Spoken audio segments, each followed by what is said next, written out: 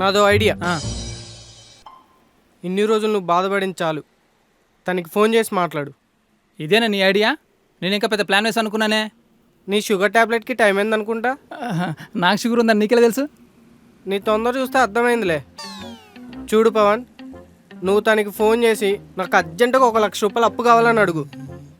అడిగితే అడుగు, తెలిసిద్ది.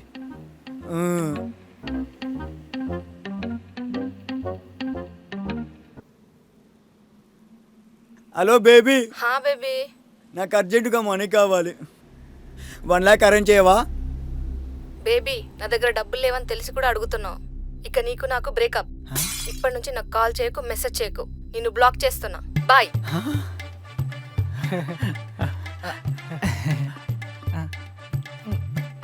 ఇంత పెద్ద ప్రాబ్లంని ఒక ఫోన్ కాల్తో సాల్వ్ చేసావు కదా భయ్యా.